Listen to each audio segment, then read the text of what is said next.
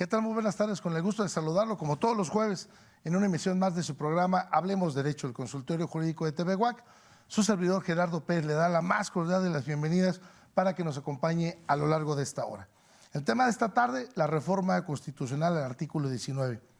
Con el supuesto objetivo de garantizar la paz y seguridad, la reforma constitucional en materia de prisión preventiva, apenas aprobada en el mes de diciembre por los diputados en México, incrementa el catálogo de delitos respecto a los cuales debe de aplicarse la prisión preventiva oficiosa o automática. Pero además de no cumplir con la finalidad por la cual fue concebida, esta reforma se contrapone claramente a los estándares internacionales de la materia, incluyendo a las decisiones de los tribunales internacionales que ordena a México la derogación de esta figura. La prisión preventiva oficiosa, asimismo, vale recordarlo, incrementa las tasas de encarcelamiento y recrudece la situación de discriminación que enfrentan las personas que se involucran en el sistema de justicia penal.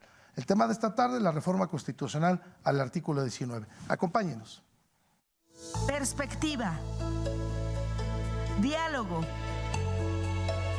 Información ciudadana. Bienvenidos y bienvenidas a Hablemos Derecho, el consultorio jurídico de TV WAC, con Gerardo Pérez Alvarado. Comunícate con nosotros al teléfono 192-1200, extensión 37120 o en nuestras redes sociales. ¡Comenzamos! Bienvenidos, estamos completamente en vivo, transmitiendo desde el corazón de la ciudad de Querétaro, aquí en el Cerro de las Campanas.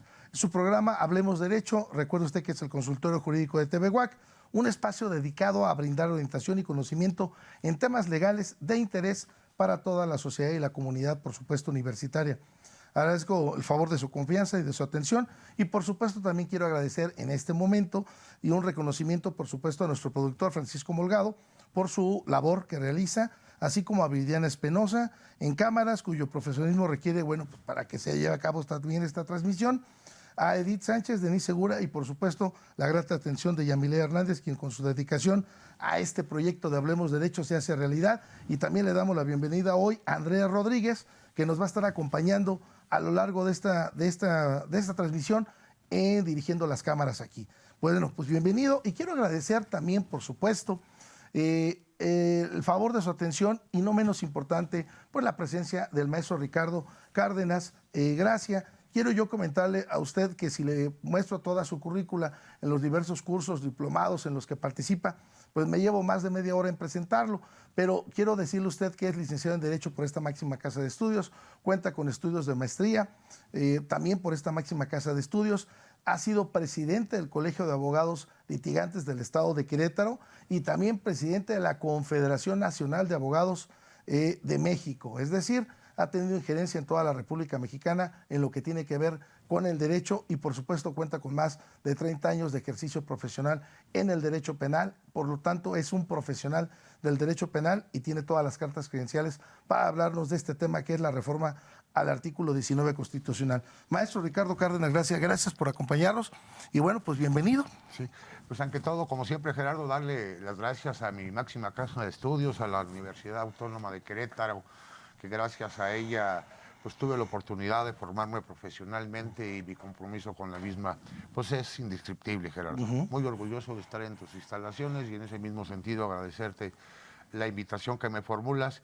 Y bueno, el tema a comentar, tú me indicarás el protocolo a seguir, Gerardo, y con todo gusto es un tema muy amplio, es un tema muy importante y es un tema que trataremos de comentar. Si bien es cierto, la experiencia que uno tiene como abogado dentro de su función profesional, pues es importante, ¿no? Pero sin duda habrá voces más preparadas, habrá voces desde la academia científica, desde la academia legislativa, desde la academia judicial, que podrán dar más luz a este tema. Mi humilde manifestación son opiniones personales basadas en mi ejercicio profesional, Gerardo. Sí, fíjate que una de las cuestiones que se comentaban, maestro Ricardo, era esta reforma constitucional se encuentra más que justificada ante la situación actual de nuestro país. Pero también lo hemos visto, que la prisión no elimina los delitos, no acaba los delitos, y ya habíamos superado esta doctrina constitucionalista y pareciera como que no entendemos o que los legisladores simple y sencillamente obedecen, pero no entienden el contexto social, el contexto del ejercicio de la profesión del día a día. Y de ahí, pues me gustaría preguntarte, ¿qué implica esta reforma al artículo 19 constitucional? Mira, Gerardo, estuve pensando cuál sería la forma más sencilla y más importante de abordar este tema, ¿no? Sin duda yo quisiera empezar un tema muy importante que los jóvenes hoy en día no lo conocen o no lo vivieron como nosotros. Y si tú recuerdas cómo era el derecho cuando nosotros empezamos como estudiantes y cómo es el derecho en este momento. Yo recuerdo cuando empecé a estudiar el derecho, nos encontrábamos en el Estado legal de derecho, donde la Constitución era un ente político, Gerardo, y solamente se veía como tal, y todo lo que era la legalidad, pues eran aquellas leyes secundarias, pero la Constitución era intocable. Posterior a ello pasamos al Estado constitucional de derecho, cuando por primera vez la Constitución permitió una interpretación jurídica, y bueno, ese fue un camino muy largo en el cual nosotros nos formamos como abogados, pero a partir del 2011, Gerardo, con aquellas grandes reformas en derechos humanos, pues nos incorporamos al derecho transnacional del derecho, donde ya partimos de un parámetro de constitucionalidad que abarca no solamente el texto constitucional, sino todos los tratados en derechos humanos, tanto en materia universal, tanto como en materia local, esto es, a través de nuestra Convención Americana de Derechos Humanos y diferentes ordenamientos internacionales a los cuales nos hemos sujetado y que tienen que ver en forma muy precisa con este tema. Segundo, Gerardo, ¿cuál es el tema más importante, no? Es el derecho humano a la libertad personal. El derecho humano a la libertad personal, que es una de las...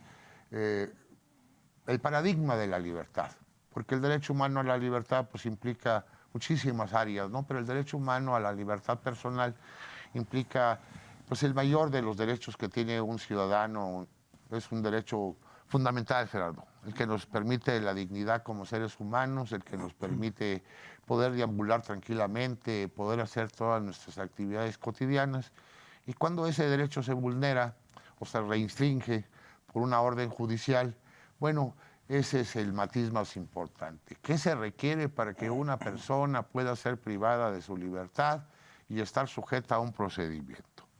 Ya en determinadas ocasiones, cuando estuve aquí contigo, pues hemos platicado lo que es la prisión preventiva oficiosa y lo que es la prisión preventiva justificada. La prisión preventiva oficiosa, que es el tema de hoy, Gerardo, bueno, es una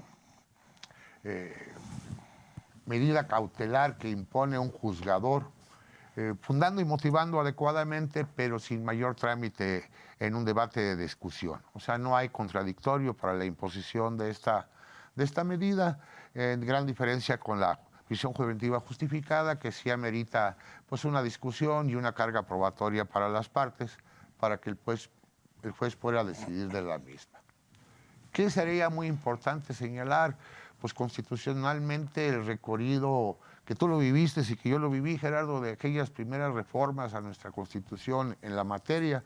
De las primeras reformas que yo recuerdo en mi época de estudiante fue aquella reforma de 1984, 1985, en materia de la averiguación previa y la incorporación de determinadas garantías individuales en aquel entonces, siendo privilegiada la defensa. ¿Qué pasaba con la prisión preventiva en aquellos tiempos? Bueno, pues estábamos sujetos, Gerardo, al régimen del término medio aritmético.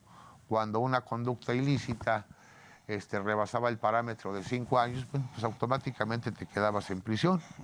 Vino otra gran reforma en 1992, 1993, cuando inicia aquella gran figura del finalismo dentro del derecho, y cuando trajimos todas aquellas corrientes del sistema europeo, en forma particular del alemán. Y bueno, pues hubo los cambios aquellos del tipo penal y del cuerpo del delito, y luego la contrarreforma, y el gran movimiento a la prisión preventiva. El catálogo se deja de tener vigencia el término medio aritmético y empezamos con el catálogo de delitos graves, que fue una figura que llegó a tener pues casi todas las conductas que se encuentran en los códigos penales y en las leyes especiales. Todos los delitos pues eran de esa naturaleza. Y con la gran reforma del 2008, Gerardo, del nuevo sistema de justicia y de seguridad, bueno, pues, apareció la famosa prisión preventiva oficiosa y con un pequeño catálogo de delitos. ¿Qué se decía en ese entonces? México acababa de entrar también a ese parámetro internacional de los derechos humanos y no nos podíamos quedar atrás y bueno, pues nos incorporamos al sistema transnacional de los derechos humanos, al parámetro de constitucionalidad, a una nueva visión del derecho. Y qué importante es esto, ¿no? Empezamos a traer principios que ya teníamos culturalmente, pero apareció el famoso principio de inocencia. En sus tres vertientes, ¿no? El trato procesal, la valoración de la prueba legal y la convicción de culpabilidad. Cualquier prisión preventiva, ojo, no pena de prisión, que ya también lo comentamos. Una cosa es la prisión cuando tú estás sujeto a un proceso y otra cosa es la pena cuando has sido sentenciado. Volvemos a insistir, estamos en caso de la prisión. Cuando llegamos a ese tema tan importante, Gerardo, bueno, ese principio de inocencia decía, no, yo no te puedo detener, porque si te detengo y estás en prisión, pues estoy violando este parámetro. Haz de cuenta que ya te estoy considerando responsable de un delito. Y no, el principio de inocencia tú lo gozarás y lo tendrás hasta en tanto yo te sentencie. Solamente vamos a dejar estas conductas para aquellos delitos de tal naturaleza, sí, que pongan en riesgo la seguridad del Estado, la seguridad que de dañen a la sociedad. Sí, claro, que dañen a la sociedad. Y se establecieron pues, los delitos que siempre hemos conocido, los delitos contra la seguridad del Estado, el terrorismo internacional, el sabotaje, el motín, la rebelión, etcétera, etcétera.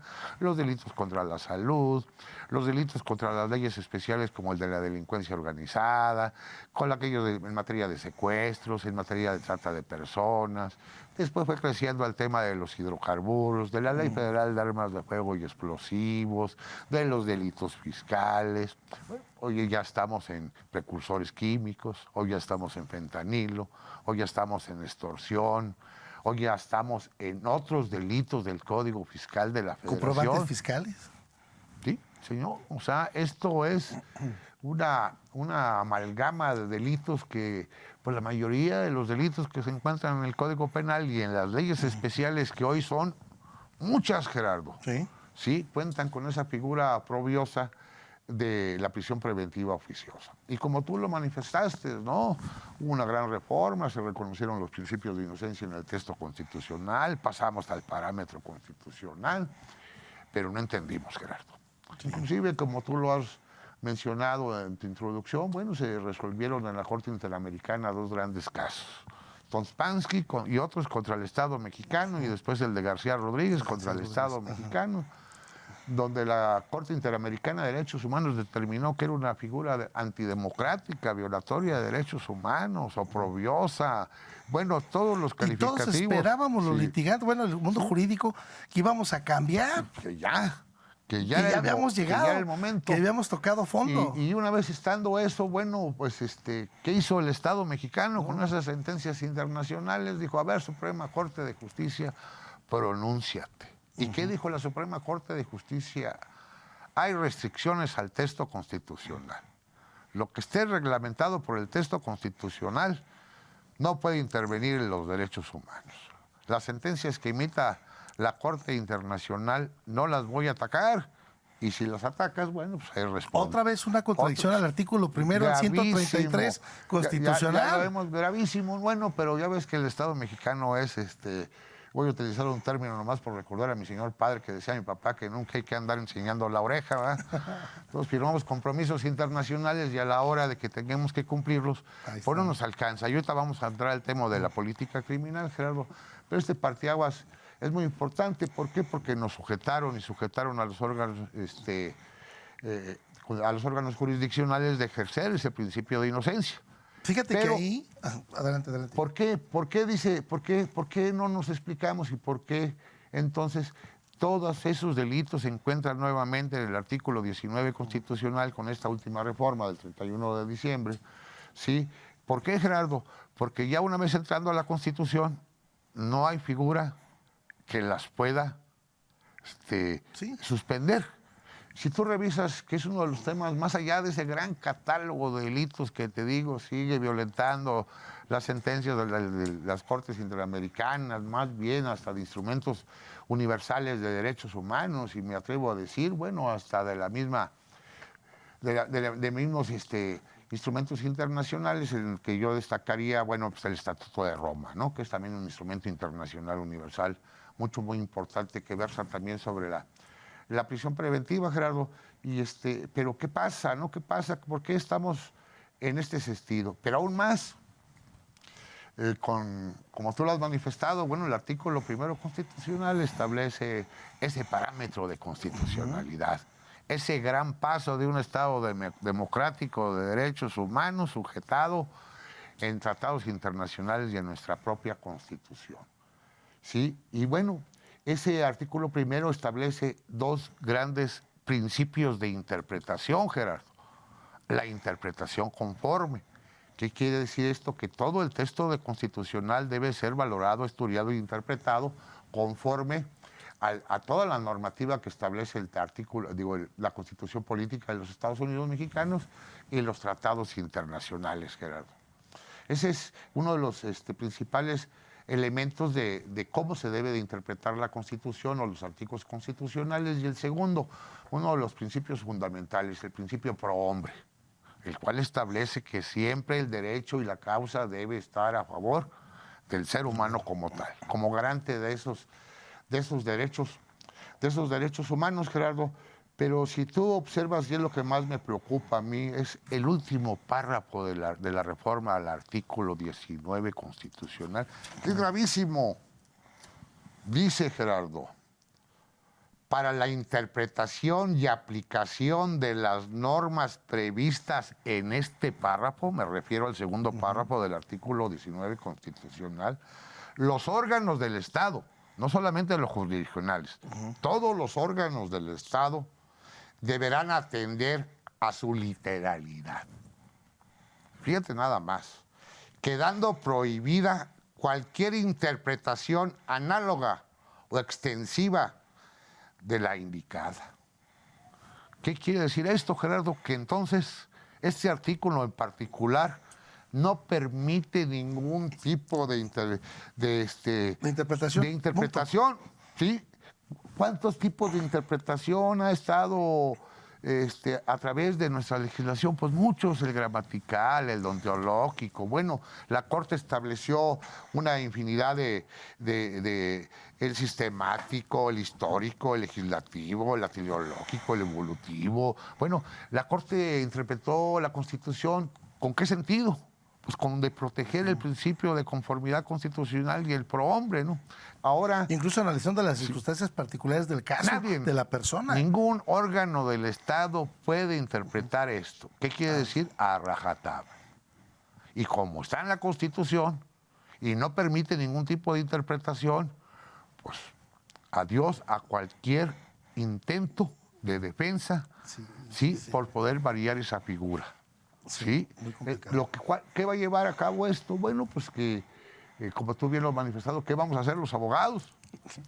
Pues levantar el dedo, ¿verdad? Y decir, a ver, señor juez, voy a negociar con la fiscalía, aunque yo sea inocente, o me voy a sujetar a un proceso a ver si tengo la oportunidad de poder acreditar la inocencia o obtener una sentencia justa para mi cliente. Pero para esto, pues, la persona se va a quedar privada de su libertad mínimo 6 meses, máximo lo que dure un año proceso. O 2. Y si bien es cierto, ¿qué dice la Constitución y qué dice la ley? Bueno, pues que la prisión preventiva no podrá durar más allá de la pena impuesta. Pues sí, pues si me avientas 20 años, 20 años me quedo, ¿no? O máximo 2 años. Siempre y cuando esos 2 años no sean porque la defensa está promoviendo recursos a favor de su cliente. Entonces, no hay forma jurídica de que podamos obtener una revisión de esa medida de prisión preventiva oficiosa, a excepción de las cosas que establece la ley. ¿Cuáles son aquellas excepciones que establece la ley?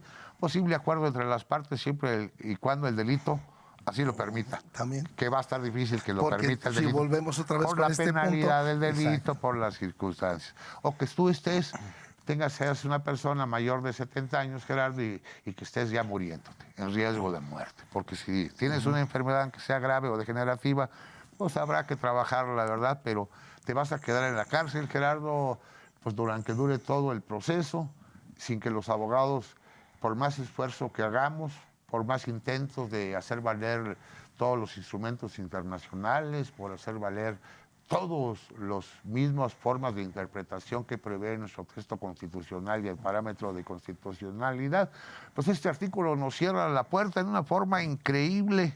No puedes tú interpretar este código, simplemente te vas a dedicar gramaticalmente, literalmente a lo que establece y punto, en forma oficiosa. Esto es gravísimo, Gerardo, y sobre todo pues violatorio de derechos humanos, violatorio de todos los compromisos internacionales. Pero ¿por qué pasa esto, Gerardo? Por lo mismo que hemos manifestado siempre. ¿Qué es lo que sucede en el mundo jurídico y sobre todo en el derecho penal? Pues aparece la política criminal y aparece el derecho garantista, ¿no? La política criminal establece un régimen muy cerrado, la ausencia de derechos humanos y un control absoluto de la seguridad y el orden basado en el autoritarismo. Eso es lo que está pasando. Y por el otro lado, pues un régimen de libertades de un Estado democrático de derecho, Gerardo, que no lo hemos visto y que no hemos gozado de él a través de estos 30, 40 años que yo tengo en el mundo jurídico litigando. Es un tema que nos preocupa mucho a los abogados. Y como van las cosas, bueno, lo único que va a pasar es que se van a ir incrementando. Si tú revisas la reforma del 2008 a la última reforma del 2024, bueno, ¿cuántos delitos se han incrementado? Muchísimos, Gerardo. Pasando por la del 11. Sí, pues hubo reforma en el 19, en el 21. Sí, y cada reforma son más delitos. Y ahí le van, ¿no? Y no solamente uno, habría que revisar también los parámetros también de la reforma al artículo 21 constitucional en materia de la investigación de los delitos, donde ya le abrimos el campo a la Secretaría de Seguridad Pública, ¿sí? Para también que es un tema muy delicado. Y veremos también en estos días las reformas al artículo 4 y 5 constitucional, el primero en materia de salud pública y el segundo en garantía de trabajo, donde vamos a ver todas las restricciones relacionadas con los famosos vapeadores y con el famoso ventanil. Sí. Pero ahí no acaba la historia. Si leemos con cuidado esta reforma constitucional, aparte del gran incremento al catálogo de delitos de prisión preventiva oficiosa, la restricción a cualquier tipo de interpretación constitucional, democrática, Gerardo, sí, en violación al primero constitucional, mínimo a la interpretación conforme, ¿no? Sí, entonces gravísimo. ¿Qué va a pasar? Bueno, pues también la misma reforma nos establece un plazo de 180 días para la reforma de todas las leyes secundarias y especiales a nivel federal. No tienes idea, Gerardo, de la realidad legislativa que significa esto. Son muchísimas leyes que hay que adecuar. Y después los 365 días para que las entidades federativas así lo determinen, más la creación de nuevas leyes y nuevos decretos que sean reglamentarios del cuarto, del quinto constitucional, del 19 y del 21.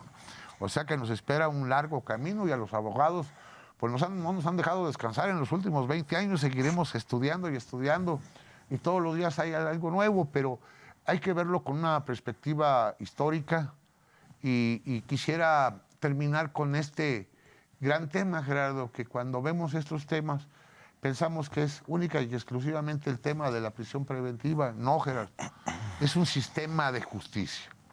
Y el sistema de justicia empieza desde la comisión de un delito, desde la investigación, desde el debido proceso, hasta la ejecución de la pena y la reinserción de la persona que fue privada de su libertad.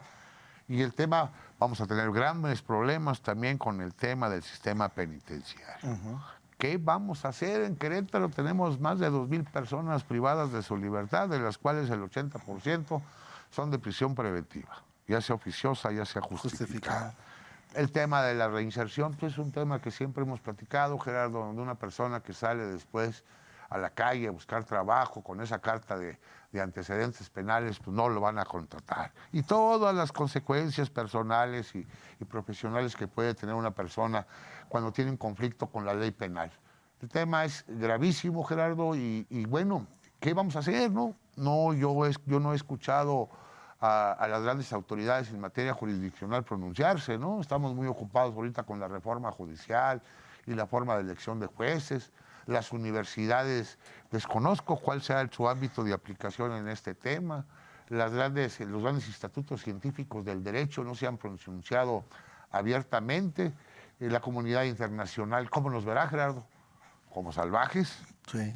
Sí, pues no tenemos a otra más que el garrote para poder controlar a un pueblo mal educado, desordenado, que se dedica a delinquir, a un pueblo donde existe la impunidad, donde existe un resentimiento social, donde hay hambre. Y podré seguir platicándote toda la historia y todos los sentimientos que me han envergado durante mis años de abogado en la calle, que han sido muy valiosos y que me han permitido comprender muchas cosas, Gerardo. Y una de las cosas que yo no comprendo es por qué debemos estar en la cárcel todas aquellas personas que cometen un delito, cuando todas esas figuras delictivas pueden ser manejadas bajo otros perfiles, siempre cuidando el riesgo que pueda tener una persona privada de su libertad o una persona en libertad para la conducta social y la tranquilidad y la paz de nuestros ciudadanos. Fíjate, para cerrar este primer bloque, maestro Ricardo, no quería interrumpirte porque das un estudio muy minucioso de todo el planteamiento o toda la teoría de este artículo 19, pero pues, desmenuzando, por supuesto, las particularidades del mismo, porque hablar de un principio de inocencia que lo tenemos perfectamente acuñado por la Corte Interamericana, por nuestra Constitución. Por nuestra misma legislación, ahora ya le dimos al traste. ¿Sí? Cuando el 115 del Código Nacional lo ve como una medida cautelar con el único objetivo de que la persona no se sustraiga a la acción de la justicia. Sí, sí. ¿Y para qué pedíamos brazaletes? ¿Para qué pedíamos prisión domiciliaria? O sea, ya no sirve nada eso. Ya lo dejamos obsoleto. Un grave problema para los abogados, el ejercicio de la profesión. Ahora, cualquier otra persona que venga a México, te estoy hablando de países, pues España, Alemania, que son precursores también de estos derechos, pues van a decir, oye, pues no tienen otra, casi están igual primos hermanos que El Salvador, al garrote. Al garrote no hay otra, o sea, el Estado no puede realizar un Estado democrático de derecho a través de los lineamientos que establece la justicia. Y si tú revisas con mucho cuidado, bueno, ¿qué se requiere para ser considerado un Estado democrático de derecho? Pues eso, Gerardo, la calidad de la justicia. Uh-huh. Sí, es el factor principal de los ojos del sistema internacional, cómo nos ven, ¿no? Cómo nos sentimos en este tema de México, donde yo entiendo si es un tema cultural, si es un tema importante. Sí, pero simple y sencillamente, ¿cómo nos quedamos también? ¿Y por qué nos dices primero que vamos a respetar lo que tenemos como derechos humanos del 1 al 29? ¿Por qué nos pones un 133 constitucional que todos los acuerdos que se hagan, todos los tratados internacionales, tienen que ser la ley suprema y los jueces de cada entidad tienen que ajustarse a ellos? Si a fin de cuentas con un plumazo me borras todo lo que yo tenía. Cuando tú me dices que del propio texto constitucional se establecen principios como el de la mínima intervención del Estado. Sí. Como el test de proporcionalidad es idóneo, es necesario, es la más justificada.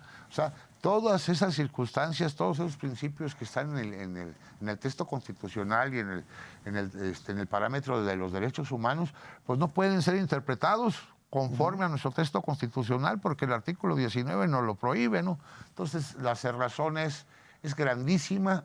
En el último párrafo de este artículo 19 constitucional reformado el 31 de diciembre del 2024. Para mí es muy lamentable, pero sí me gustaría, sobre todo, Gerardo, que esto al menos diera una pauta para que aquellos científicos del derecho, aquellos especialistas en la materia, pues nos puedan dar su opinión, ¿no? Y aquí dejes por lo menos esa inquietud para los estudiosos del derecho, claro. Porque una cosa es lo que se comenta y otra cosa es lo que ves en el día a día del ejercicio de la profesión. Nos queda menos de un minuto, bueno, vamos a la pausa y regresando le doy lectura a todas y cada una de las preguntas que usted nos hace favor de de estar aquí atentos del programa, la maestra Tita Sanabria. Fuerte abrazo y estamos pendientes. Vamos a la pausa y regresamos. En unos momentos regresamos.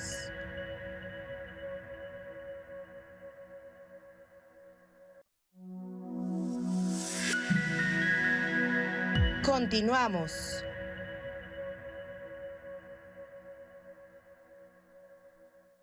Ya estamos de regreso completamente en vivo, transmitiendo desde la Universidad Autónoma de Querétaro, aquí la máxima casa de estudios, hablando de la reforma constitucional del artículo 19.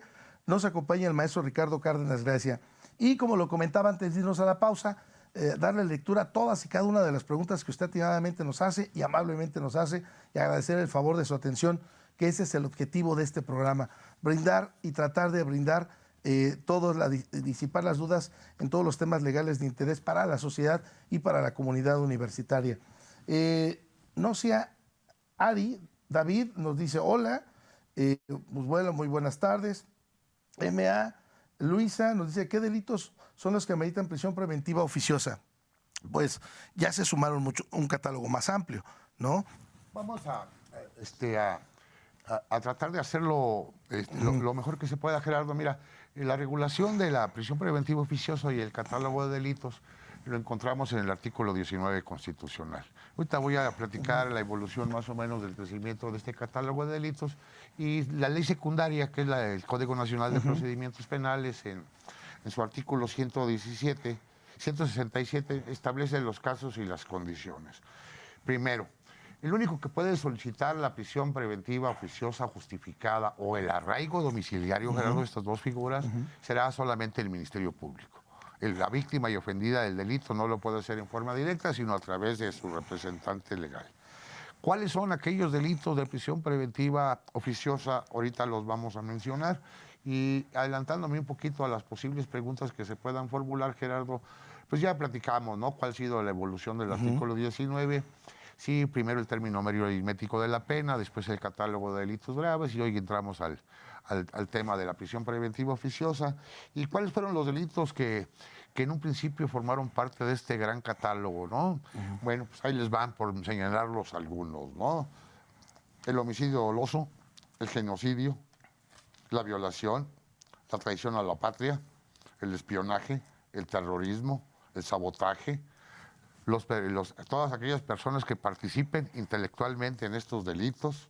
Luego los famosos delitos cometidos contra el libre desarrollo de la personalidad, que son muy importantes, ¿no? La pornografía, el turismo sexual, el genocidio, la pederastía, el turismo de menores. Y luego todos contra la salud, todo lo que es drogas, a excepción de la posesión simple de narcóticos, todos los demás son delitos graves. Fabricación, comercialización, todo. El abuso y violencia sexual, Gerardo. Sí, el feminicidio, el robo a casa habitación, el ejercicio abusivo de funciones, el enriquecimiento ilícito previsto, el robo de transportes de carga. Y luego en materia del Código Fiscal de la Federación, el contrabando, la defraudación fiscal y sus equiparables, la expedición, venta, enajenación, compra, adquisición de comprobantes fiscales falsos, malos que se incorporaron en la nueva reforma. Y bueno, ¿qué se incorporó en esta nueva reforma? Bueno, en el artículo 19 constitucional, pues ya la extorsión, sí, todo lo que sea en materia de precursores químicos, sustancias químicas esenciales, sí, las drogas, el fentanilo y todo ese tipo de drogas químicas, el contrabando, los comprobantes fiscales falsos en materia fiscal.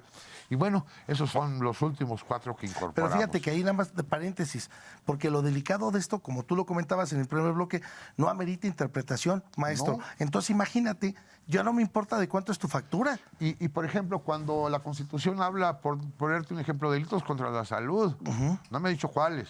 Exacto. Sí, cuando se reforme el Código Penal Federal, la Ley General de Salud, sí, y todas las leyes en materia de precursores químicos que van a ser una diarrea legislativa solamente en esos temas. Vamos a ver cuántos tipos penales nuevos van a existir. Y ahí sería también una aberración aquellas personas que estén ahora con los famosos vapeadores. También.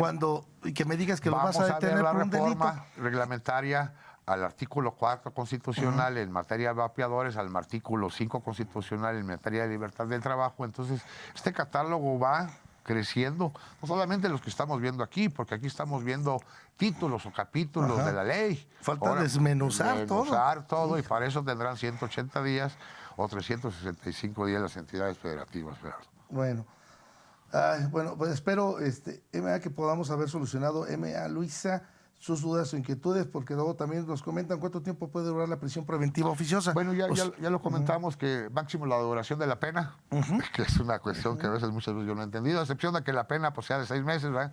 Que si son de 6 meses, pues no estarías en el catálogo de delito de prisión preventiva oficiosa, solamente que representaras un riesgo, ¿no? Y sería por 2 años, siempre y cuando ese retraso no sea imputable a la defensa por algún ejercicio de la misma.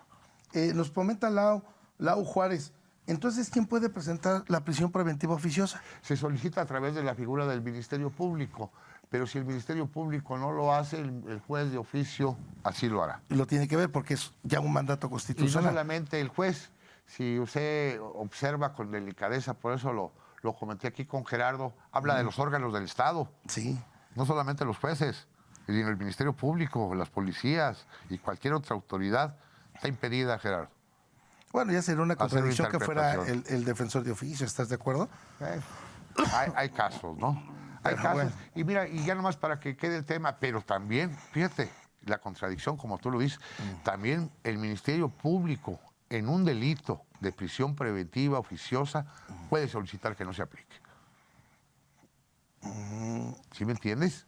Sí lo podría solicitar. Sí, no, la ley lo establece. Sí, la ley claro. lo establece como una de las excepciones. Si el Ministerio Público no la solicita, sí, y explica por qué motivo, no es que no la solicita, sino va a solicitar otra medida cautelar por ciertas características. De ahí a que el juez se ha convencido, ¿verdad? Pero ahí también, ahora, con esta reforma, ¿Cómo lo va a interpretar? ¿Cómo lo vas a interpretar? Es Si correcto. ya no te permite. Es correcto, Está Gerardo. complicado. Maestro, nos comenta Samara Gudiel, rapidísimo, si nos puedes comentar entonces cuál es la diferencia entre la prisión preventiva oficiosa y la justificada. Sí, Porque mire, con esta ampliación de catálogo. Voy a tratar de responderlo lo más sencillo que se pueda. Bueno, la prisión preventiva oficiosa son todos aquellos delitos que se encuentran en el artículo 19 constitucional en relación con el 167 del Código Nacional de Procedimientos Penales. Esa es prisión preventiva oficiosa. ¿Cuál es la prisión preventiva justificada? Cualquier delito puede tener prisión preventiva justificada cuando usted represente un riesgo, Gerardo. ¿Sí? Para el proceso, para las víctimas, para los testigos, para la sociedad, que no tengas domicilio, que no tengas arraigo, que el máximo de la pena sea muy severo, ¿sí? Que puedas tener... Y ahí no importa el delito, ¿estás de acuerdo? No, la prisión preventiva justificada, pero ¿y qué implica? El principio contradictorio, donde lo va a solicitar el Ministerio Público, le vas a dar uso a la defensa, el Ministerio Público tendrá que presentar pruebas que acrediten ese riesgo. Eso Porque es lo luego se importante. daba mucho la problemática en los asuntos, incluso, imagínate un fraude, pero esta persona vive en Guanajuato, entonces no tiene un arraigo domiciliario aquí en Querétaro. Sí, eso es un Pero tema esa superado. es una cuestión que Sí, tendríamos que la debatir. defensa también Ajá. lo debe de hacer valer, claro, todo. Por eso te digo, tú, ahí sí, ¿por qué me vas a dar el contradictorio, no? Exacto. Entonces, a lo mejor no te la dan porque el abogado no preparó bien su argumento, o porque definitivamente el abogado no le alcanzó el argumento y el material probatorio pues estaba escaso o débil. Porque En dices, contra del ahí tengo material mi trabajo, probatorio, tengo mi asentamiento, tengo todo, no me voy a jugar. Pero habrá que tener una valoración entre el argumento y el material probatorio presentado por la Fiscalía. Sí, es tema de debate. Y, Es un tema de un minijuicio, sí. con garantías. Maestro, a ver, fíjate otra vez, una de las preguntas que nos hacen es que comentábamos entonces que era una violación, por supuesto, a los tratados internacionales. Es correcto. Esta reforma del artículo 19. Entonces dice, ¿cómo puedo denunciar entonces la violación al artículo 19? Bueno, primero tendríamos que irnos a la gran reforma en materia judicial, sí, al artículo 103, al artículo 107 constitucional y los demás que fueron reformados, donde te establece que los medios de control constitucional no pueden ser utilizados para combatir una reforma constitucional. No amerita ningún órgano de constitución, llámese el amparo, llámese la controversia, llámese la acción de inconstitucionalidad, no prosperan. ¿Por qué? Porque no son atacables jurídicamente. Sí, a uno. Dos. Sí, bueno, entonces se está violentando el derecho convencional de los tratados internacionales, sí, pero la Corte ya estableció que cuando una norma esté en nuestra Constitución, no se deberá tomar en cuenta los tratados internacionales. Se llama restricción constitucional. Cuando está en la Constitución, los tratados internacionales no operan. A lo mejor sí, el ciudadano podría irse allá a los tribunales internacionales, pues hacer valer sus derechos, y seguramente vamos a obtener algunas sentencias de la Corte Interamericana de Derechos Humanos, como la de Sompansky, como la de García Rodríguez, pero pues ahí ¿pero de están. qué sirvieron? Nos ordenaron al Estado mexicano a dar cumplimiento, a derogar esa figura oficiosa, la del arraigo y la de la prisión preventiva oficiosa. Y fíjate, la sentencia de García Rodríguez fue del 23 y la otra fue del 21. Y en lugar de dar cumplimiento a las sentencias internacionales, le ponemos un poquito más al artículo 19 y prohibimos cualquier tipo de interpretación. Fíjate que aquí, Samara, no es que no se pueda, pues, tener recursos. La cuestión es que eso es lo que comentabas, maestro, que el derecho o en el ejercicio de la profesión te pone cada día retos. Retos, la verdad. Entonces, pues hay que seguir a las instancias internacionales, como lo está haciendo ahorita algunos miembros del Poder Judicial Federal, a nivel internacional, en cuanto a la reforma constitucional, porque, bueno, ya nuestra misma reforma constitucional establece con mucha claridad que la reforma constitucional, ningún artículo de la Constitución, ni sus transitorios, Gerardo, ¿sí?, pueden ser objeto de algún mecanismo de control constitucional, llámese amparo, llámese controversia constitucional, llámese acción de inconstitucionalidad. Y fíjate que ahí lo delicado, espero que podamos tener una oportunidad incluso de hablar desde el ejercicio de la profesión, del abogado litigante, maestro Ricardo, de la reforma del Poder Judicial, porque con estas situaciones que estamos viviendo, a partir del próximo año, ya sea aquí local, si prospera también la reforma, pero a nivel federal, pues va a haber un parteaguas en la justicia. Sí, y de ahí, pues a lo mejor habrá jueces que no tengan todavía el feeling que te ha dado el ejercicio de litigio de los años. Fíjate, Gerardo, que y ahí va a estar... Qué interesante lo que mencionas, igual otra vez a la estructura que nos dio la vida de haber recorrido todo este paradigma histórico del derecho, ¿no? Bueno, pues nosotros empezamos con la novena época. Sí. Nos tocó la gran reforma del 85, con la corte de los 21 ministros a los 11 ministros del 85, la novena época, la 10ª época, la 11ª época. Hoy vamos a entrar a la 12ª época con esta reforma constitucional y con la nueva estructura del Poder Judicial. Y sin embargo, el paradigma de interpretación jurídica seguimos otra vez y va a ser el talón de Aquiles. Bueno, volvemos a lo mismo. Y lo que ya habíamos avanzado. ¿Qué va a pasar? ¿La política criminal del Estado para controlar el delito o un régimen democrático de derechos humanos? Y se van a estar peleando, pero creo que va ganando. Sí, pero la cuestión es que mientras la persona va a estar interna. Y las consecuencias que tiene va a ser un sinnúmero de violaciones a derechos humanos. Es correcto, Gerardo. Entonces, bueno, ya nos comentaba Alex Aguilar qué delitos ameritan la prisión preventiva, ya los comentaste.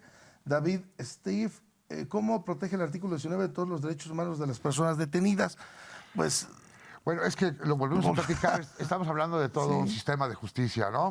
Desde el momento de la detención hay protocolos de actuación de las policías, ¿sí? Está regulada por el artículo 16 constitucional, la detención en fragancia, la detención en caso urgente o la detención con orden de aprehensión, la temporalidad para que una persona esté sujeta a una investigación ante la autoridad ministerial también está de 48 horas, lo encuentra usted en el texto constitucional, a excepción de la delincuencia organizada que la puedan ampliar al máximo. Y luego ya entramos al 19 constitucional, primer párrafo, que estamos hablando del término de 72 horas para la vinculación a proceso. Por eso era tan importante esa estructura de interpretación conforme al texto constitucional, porque todo el sistema de justicia está ligado en materia penal, el primero, el 14, el 16, el 19, el 20, el 21. Es amplia la garantía jurídica. Y todos los artículos de la Constitución, los derechos políticos y sociales, el derecho a votar y ser votado, el derecho a la restricción del voto. Bueno, es otro tema que también lo vimos, ¿no? Las personas privadas de su libertad tienen derecho a votar, pero no hay derecho a ser votado. Sí, entonces los derechos humanos no que son progresivos, sino que son indivisibles. Y bueno, por eso... Ese fue buen tema, fíjate. Sí, ese fue buen tema. Y a mí me preocupa mucho esa forma de interpretación gramatical que nos obligan del texto 19 constitucional. Le rompimos todo el argumento de nuestra Constitución. Aquel cambio del Estado legal al Estado constitucional de derecho que nos costó 40, 50 años, Gerardo, de ejercicio profesional y de los criterios de la Corte. Mira dónde terminaron. Pamela García, excelente programa, saludos desde Tierra Blanca, Guanajuato. Gracias, Pamela, muy amable. Gael Hernández nos comenta, ¿cree el licenciado Gerardo que la prisión preventiva ayuda a reducir los índices delincuenciales o podría usarse de manera injusta? Bueno, mire, ni ayuda a reducir los índices delictivos, ni crea un estado de confianza, ni le da más tranquilidad ni paz a las personas, ni reduce la criminalidad. Simplemente lo único que estamos haciendo, bueno, pues nos vamos a dedicar a hacer centros penitenciarios, ¿no? Y ceferezos. Sí, ahora cada día los ceferezos pues ya son del nivel 1 al 9 y llegas a un ceferezo y es una cosa impresionante, ¿no? Querétaro, Gerardo, no es posible que tengamos más de 2,000 detenidos en el CP1. Sí, no estamos contando San Juan del Río, no estamos contando Jalpan, ni el femenil, ni el de menores. Y en prisión, justificado o oficiosa. Oficiosa, la gran mayoría de ellos. Sí, sí, sí. Y los sentenciados con sentencias muy graves. O sea, tú que luego vives ahí por lo menos una vez a la sí. semana que estás en un cerezo, me parece que... El dolor del alma, Gerardo, la experiencia de la vida, la tristeza de la sociedad.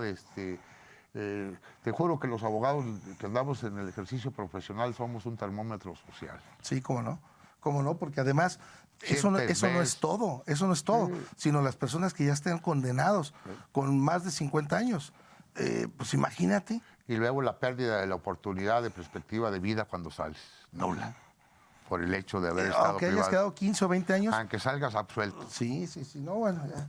También otro tema que podemos discutir. Sí, ¿no? hay muchos.